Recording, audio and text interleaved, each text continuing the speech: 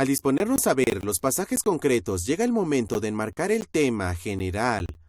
Y al ir estudiando las Escrituras, desde el Antiguo Testamento hasta el Nuevo Testamento, hay 5 hechos clave destacables en cuanto a la Biblia y cómo aborda esta la homosexualidad. El primero es que no hay ni un solo pasaje en el Antiguo Testamento o en el Nuevo Testamento que apoye la conducta homosexual, no hay ni uno. No hay ningún apoyo favorable a las relaciones entre personas del mismo sexo.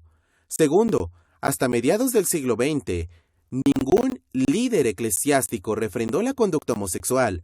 No lo he podido encontrar en ninguna parte. No soy consciente de que ningún líder eclesiástico refrendara la homosexualidad hasta mediados del siglo XX, tal vez con alguna rara excepción, porque fue en el siglo XX cuando se produjo la revolución sexual. Tercero, todas las normas bíblicas presuponen la sexualidad entre un hombre y una mujer. El Antiguo Testamento, el Nuevo Testamento, Jesús, Pablo, aunque no se indique explícitamente, siempre es la suposición que subyace. Cuarto, todos los proverbios o dichos sapienciales presuponen la heterosexualidad en cuanto a conducta. Basta con mirar Proverbios 5 y ver todos los consejos que ofrece Salomón a su hijo, que presuponen específicamente la heterosexualidad como modelo. Incluso los 10 mandamientos presuponen las relaciones heterosexuales. El 5.º mandamiento, honrarás a tu padre y a tu madre. Y el 7.º, no cometerás adulterio. Y el 10.º, no codiciarás la mujer de tu prójimo. Así que la Biblia habla unánime y uniformemente de que Dios diseñó el sexo para un hombre y una mujer, en el marco de una relación de amor para toda la vida. Pero esto plantea una pregunta mayor que deberíamos retroceder, y aquí está realmente la pregunta en cuanto a suelen marcar el asunto. ¿Existe un Dios que ha hablado sobre el tema del sexo? En otras palabras, ¿hay un Dios que ha diseñado el sexo de una determinada forma y nos ha revelado esta verdad a nosotros?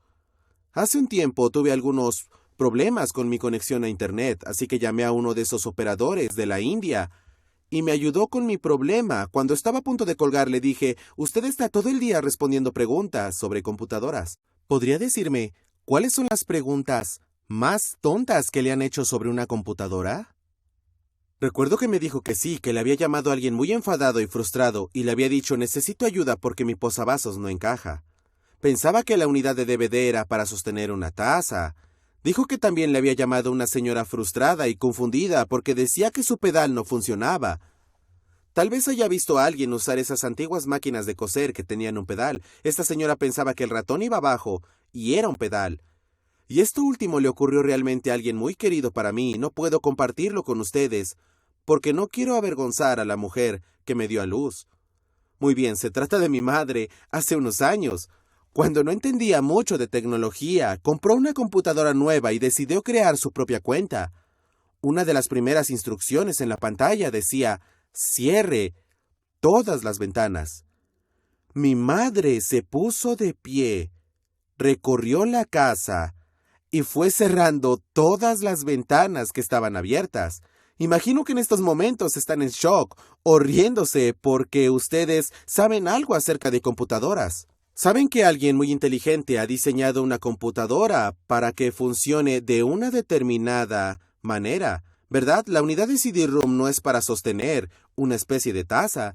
Si todavía utilizan un ratón, desde luego no están pensando como pedal, y cuando aparece en pantalla cierre todas las ventanas, no se refiere a las ventanas de su casa. ¿Lo ven? Una computadora ha sido diseñada, pero solo cuando conocemos el diseño y sabemos la verdad sobre ella, tenemos la libertad de usarla conforme a su propósito. Esta es la pregunta general. ¿Existe un diseño y un propósito para el sexo? Al igual que una computadora, ¿hay algún manual de instrucciones que indique cómo se supone que hay que hacer las cosas? ¿Existe un diseñador que nos las haya revelado? Y lo interesante sobre las Escrituras es que lo primero que aprendemos sobre Dios y Génesis explícitamente no es que Dios es amor, que Dios es justo, que Dios es santo. Génesis 1:1 dice, en el principio creó Dios. El primer atributo de Dios que se nos enseña es que Dios es creador. ¿Por qué importa eso? Este no es un mundo accidental en el que la verdad es algo que nos inventamos. Este es un mundo con un propósito en el que Dios ha infundido naturaleza y realidad con un modo en el que se supone que debe de ser. Así que el primer par de capítulos del Génesis aprendemos que existe un propósito para el matrimonio, un propósito para el sexo, y que Dios tiene un diseño, igual que hay un diseño sobre la manera en que se supone que debe de ser. Existe un diseño para nuestras vidas, incluido el tema del sexo. Es por eso que cuando hablo con jóvenes, a menudo les hago esta pregunta. Les digo, ¿cómo definirían la auténtica libertad? Y la respuesta que suelen dar es, la libertad es hacer lo que uno quiere. Pero no creo que esa sea la libertad. Pienso que la verdadera libertad es vivir de acuerdo con el propósito de Dios para nuestra vida.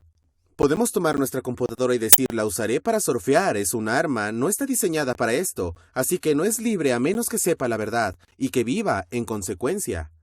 Por eso David, que entendió que la ley de Dios y su propósito eran buenos, aunque no la cumplió y falló como hacemos todos nosotros. En el Salmo 19:7 se regocija en la ley del Señor. Dice, la ley del Señor es perfecta, que convierte el alma.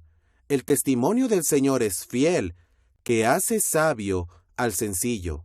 Y de hecho, el Salmo 1:2 decía, bienaventurado el varón que no anduvo en consejo de malos, ni estuvo en camino de pecadores, ni en silla de escarnecedores se ha sentado, sino aquí está, en la ley del Señor está su delicia, y en su ley medita de día y de noche. Amigos, Dios nos ha dado normas, mandamientos y pautas para nuestro bien. Y eso es realmente la cuestión principal. ¿Hay un Dios que ha diseñado el sexo con un propósito y diseñado este mundo con un propósito? ¿Estamos dispuestos a seguir sus directrices?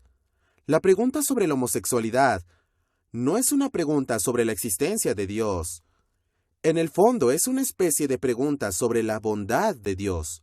Y debemos tener la voluntad de confiar en que Dios es bueno y sabe lo que está haciendo con su diseño. Por eso Moisés escribe en Deuteronomios 10, 12 al 13, Ahora pues, Israel, ¿qué pide el Señor tu Dios de ti?